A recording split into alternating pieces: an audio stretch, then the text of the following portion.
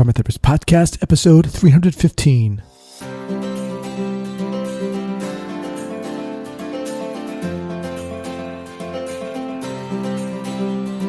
Welcome to the Trauma Therapist Podcast. My name is Guy McPherson. My mission is to raise the awareness of trauma and to help support and inspire new trauma workers through this podcast and my membership community, Trauma Therapist 2.0. Thanks so much for joining me today, and here we go.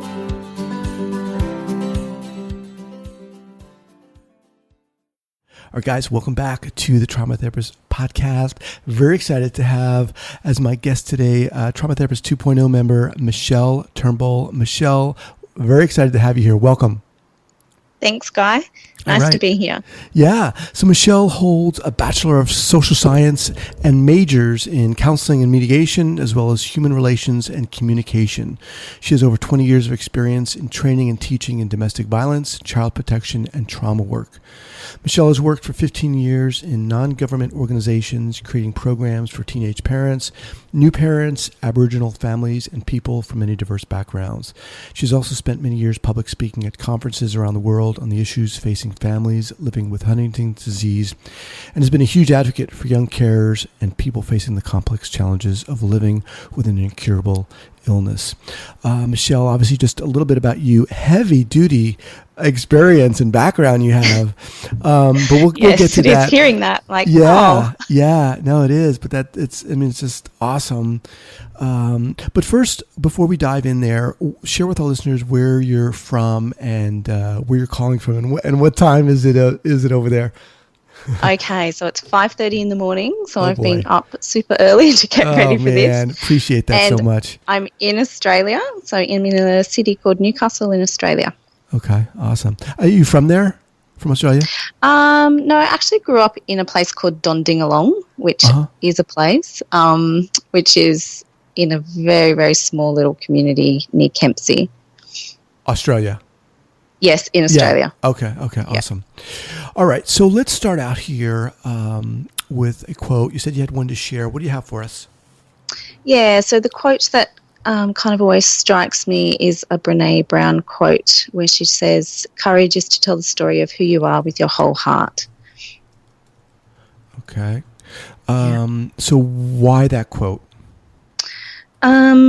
I think in the time that I've worked in this field, I'm just really struck by the courage that people have to reach out with often some really traumatic stories and experiences, and they have the courage to share that story with someone often that they don't know, and to trust in a very new relationship to seek help around that.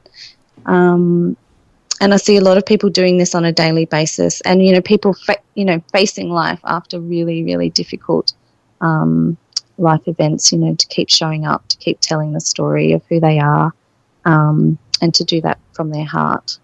Yeah. So courage is to tell the story of who you are with your whole heart. And when did that start to ring a bell for you? Probably in the last few years. Brené's kind of become sort of a big influence in sort of the social work, social science field.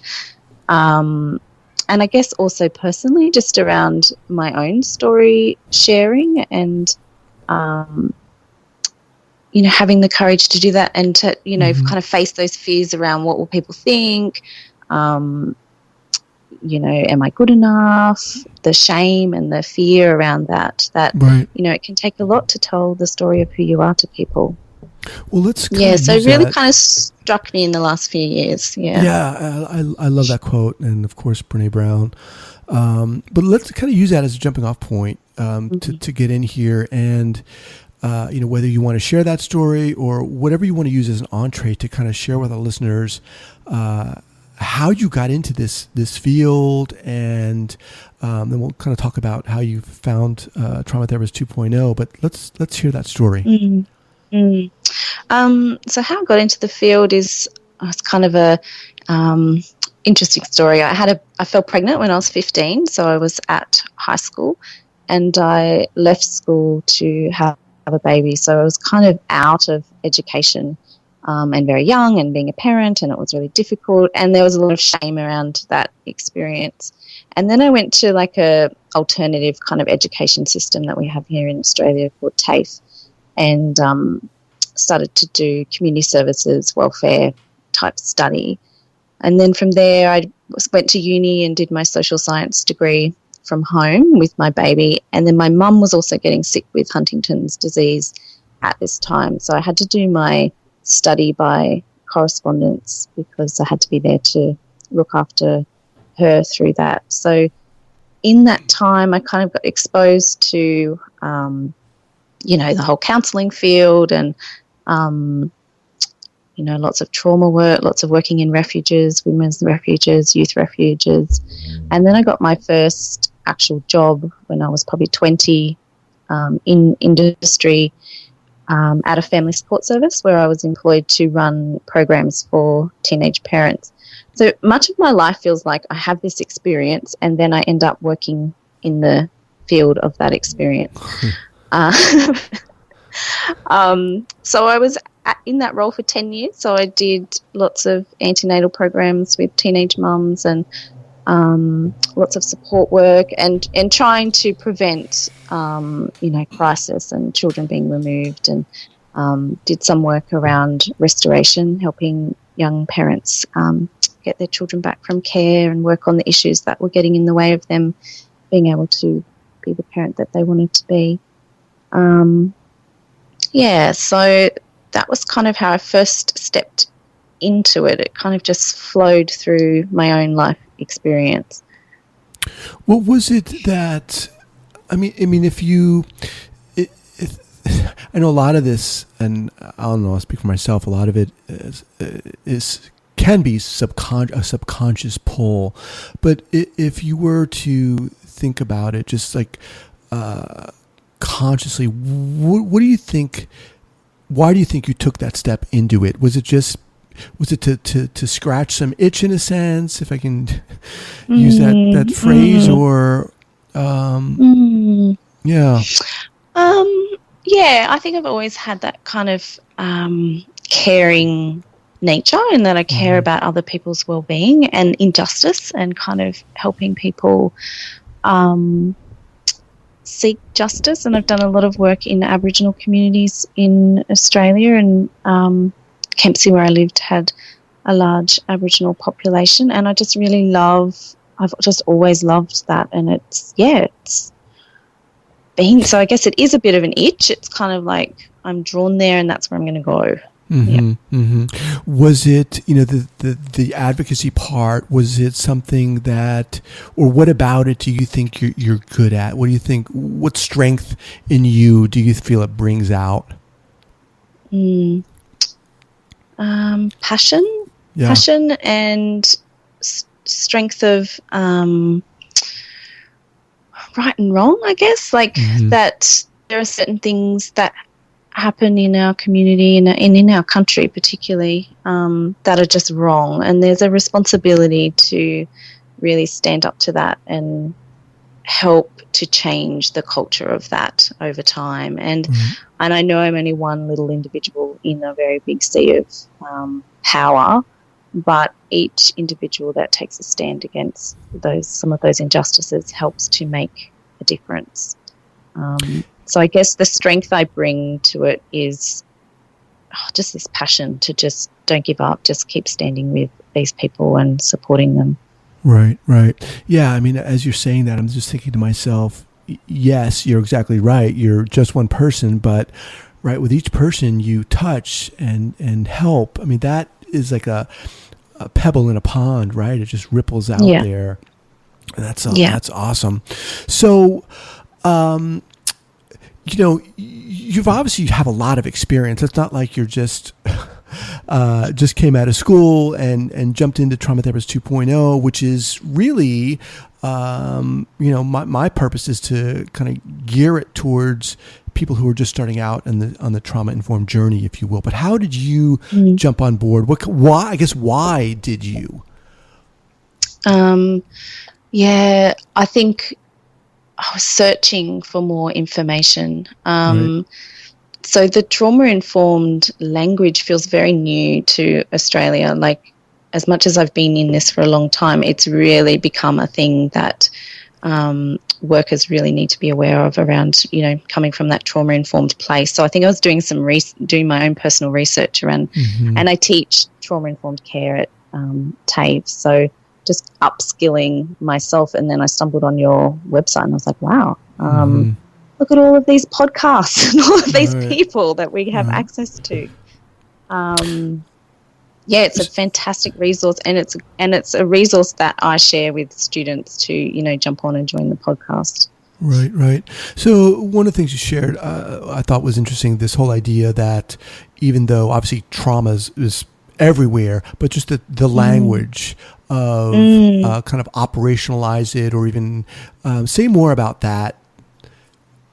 Using that language, or bringing that language back to your community, or how does that play out for you? So do you mean like the language of using that trauma-informed care language? You said the trauma-informed language is kind of new to Australia. Yeah. Well, it's new to me. It might not be new to other people, but I think it's become the talk. It's really big. It's which is fantastic, because Australia is built on a foundation of trauma around colonisation, and so there is trauma embedded in this country in so many layers.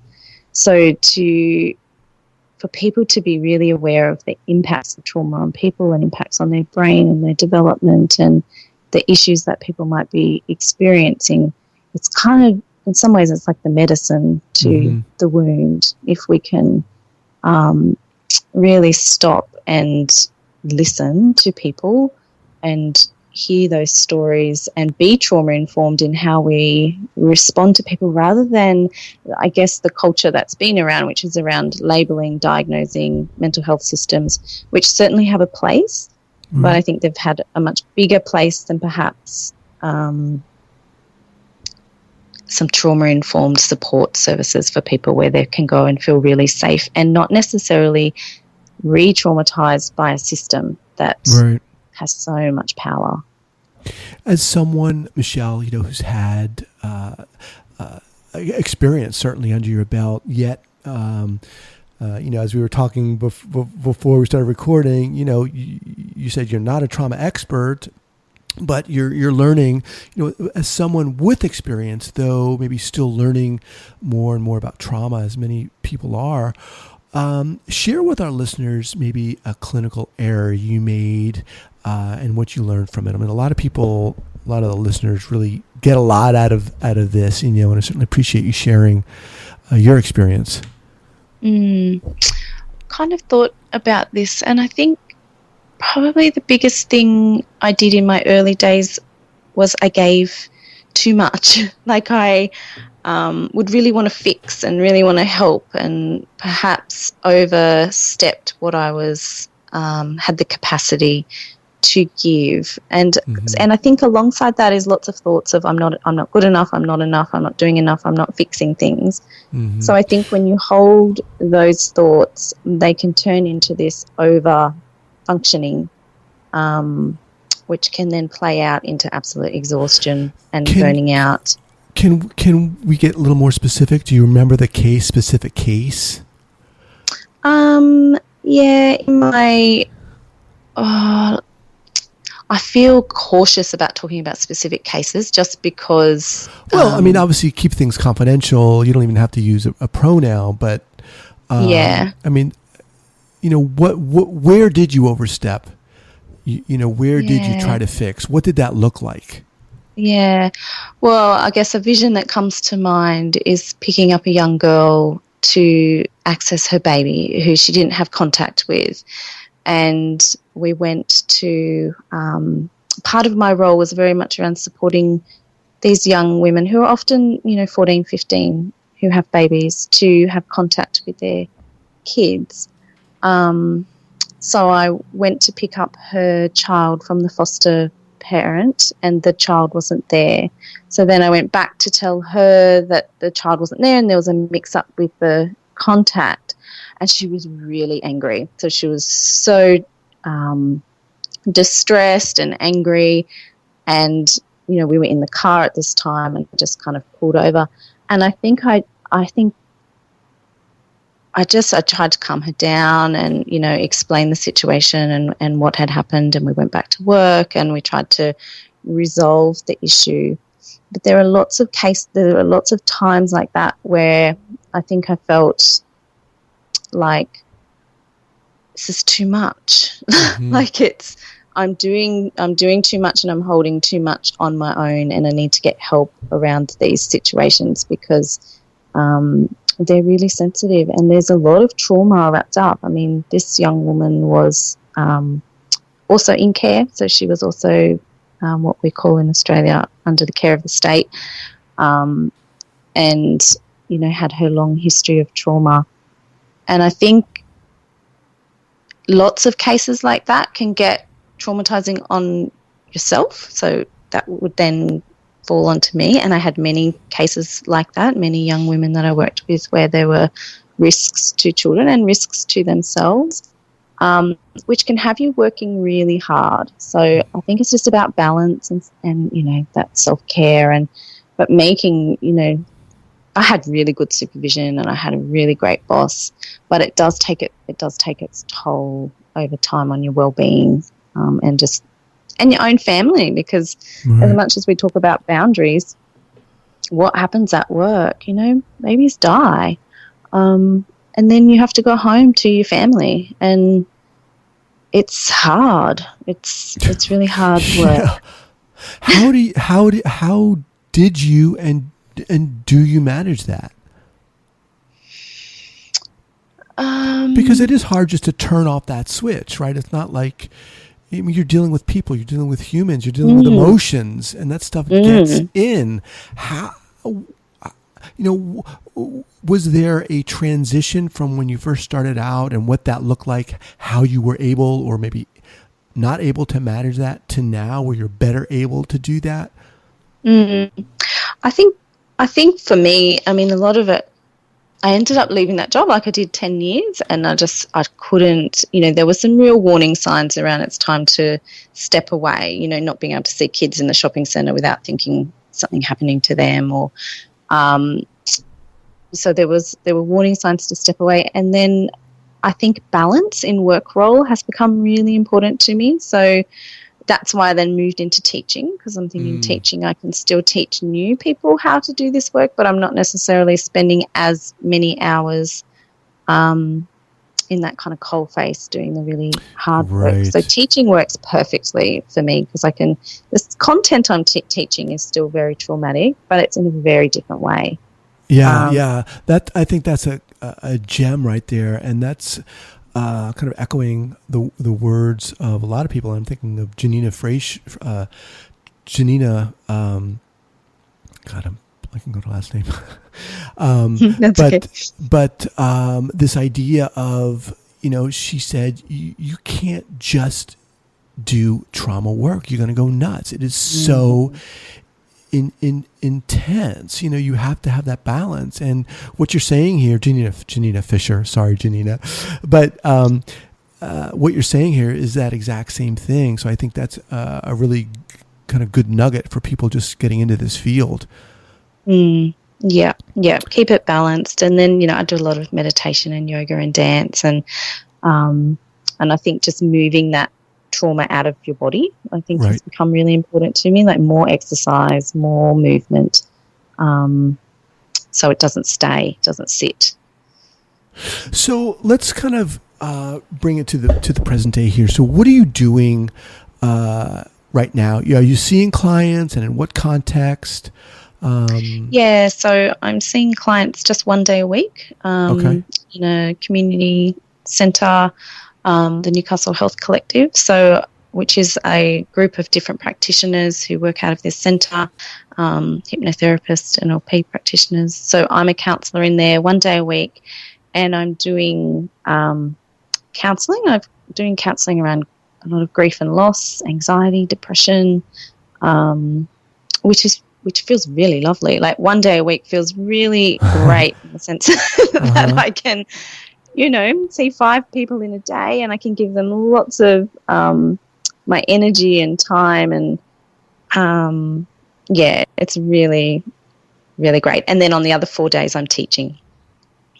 Yeah. I just want to remind our audience here that I'm speaking with Michelle Turnbull, and her website is Michelle Turnbull. That's TURNBULL.com. I'll have it linked up at the show notes page here at the traumatherapistpodcast.com. So in terms of, the listenership here it really does span the continuum in a sense of people who have a lot of experience like yourself, but also people who are just starting out, and people who are just starting out on their trauma-informed journey in a sense. But in terms of advice for people who are looking for support, I mean, what would you say to them about Trauma Therapist 2.0 if in terms of how it might help them? It's a great reflective practice, like just to sit and listen and watch the videos and the talks to, gain those insights. Like just sit there with pen and paper and jot down notes and, build little gems into your own practice. I think it can form a really good part of your own supervision and your own well-being. And that feeling, I think there's always that feeling when working with trauma, or maybe not for everyone, but definitely for me, of am I doing enough? Like, right. Is what I'm doing enough? Am I doing something wrong or right? So it's nice just to come back to the comfort of your lounge rooms, put on a video and just hear that reflected back in many people's stories, and, how we can be enough, because we are enough. Being with people and sitting with people and listening really deeply to people is enough. There's obviously more than that, but that's a good starting place. That's a great starting place. When did you get that? When did you learn that? When did that sink in for you? Because that, for me, I didn't get that for the longest time, right? I didn't get that for the longest time. When did that become like, okay, I can chill out a bit here and just be? But even that's a whole nother podcast episode. But yeah. I think for me, in some ways, personally, it was sitting on the other side a lot with other therapists when I was going through a difficult time myself, and I saw a lot of counsellors at different times, and I thought, they're not doing magic. Like, they're not. They're being with me, and they're listening, and they're asking questions, and we're perhaps trying and exploring different techniques, and but it's not magic. And what I offer is just that, so it's okay. So I think perhaps it took me sitting on the other side and experiencing it and just laying off on the pressure. Like, we all have so much pressure on us. I mean, as workers, we have pressure that we're not good enough, and then our poor clients have pressure that they're so hard on themselves around their situation. So I think there's a gentleness and a kindness that could, lighten the load for all of us if we can just bring that just relax and calm into that space. Yeah, I love that. It's, as you're speaking, I'm feeling myself more relaxed. I'm reminding myself that I need to take that on. That's just such a great reminder. All right. So in terms of what's going on for you right now, I'm looking at your website. You have a blog, you have workshops. Can you talk a little bit about that? Yep. So which part? Circles, yeah. Well, I'm looking here at women's circles. Any other workshops that are coming up that you want to talk about? Yeah. We just ran a beautiful spa day at the centre with many of our practitioners working on people, which for people who have experienced trauma, just that sense of coming into a space and feeling safe and calm. And, we did some yoga and hypnotherapy and massage and So a lot of restorative practices on that day. So we do we do days like that at the centre, which are really, really wonderful. And some of the feedback from the women who came along was just like, they didn't know what self-nurturing was until they experienced that, and now they kind of get it. And then people can take that and sort of implant little parts of it into their life. So that's one of the things. I've been involved in running women's groups over the years, and a lot of that is there's such a power of sitting in circle with people, whether you're women or men, or and hearing other people's stories, that witnessing and sharing, and in quite a structured space, because I know when you can sit in circles with people, you can sometimes lose that flow where people talk over the top of each other. And but the circles I've been involved in are very much around, everyone gets a certain amount of time to share, and while the person's sharing, the other people in the group are witnessing their story, and it's a very moving, powerful experience for women. Love that. All right, let's go to a go-to book, and then we'll talk about best way for people to contact you. But in terms of a book recommendation, whether trauma-related or not, what would you like to share?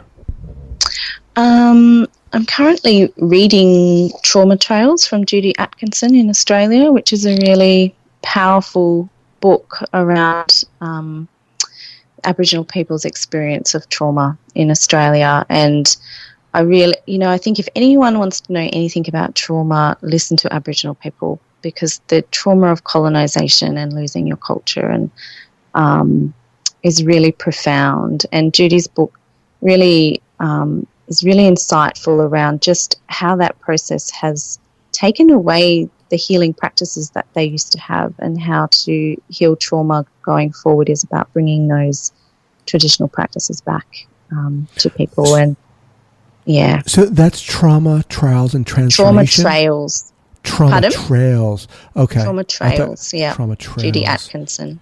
Yeah. Okay. I'll have that linked up. And in terms of the best way to get in contact with you, Michelle, what would you say? So email is good. So it's Michelle Turnbull, so my name, MicheleTurnbull 01 @gmail.com. All right, Michelle, I want to thank you so much for taking the time to do this. I just really appreciated your willingness to come on and share your depth of experience, your wealth of experience, and also, just to come on and say, you know what, I'm still learning about trauma too, and that's what this is all about. And it's been great talking to you. Thank you so much. You too. Thanks, Guy. CPTSDfoundation.org provides daily recovery support, live group calls, 365 days a year. All calls are led by trauma-informed advocates, authors, and highly respected practitioners in the field of trauma recovery. CPTSDfoundation.org helps survivors connect with others who've walked through the fire of abuse and are on a path toward healing. After working with thousands of survivors all around the world, they know how to help you escape the shame of abuse by connecting with like-minded individuals so you can finally feel like healing is possible. Stop isolating between therapy appointments. Getting re-traumatized with your current strategy is no longer necessary. Reach out to CPTSD Foundation today and discover the life-changing, daily, trauma-informed peer support you've been waiting for. That's CPTSDfoundation.org.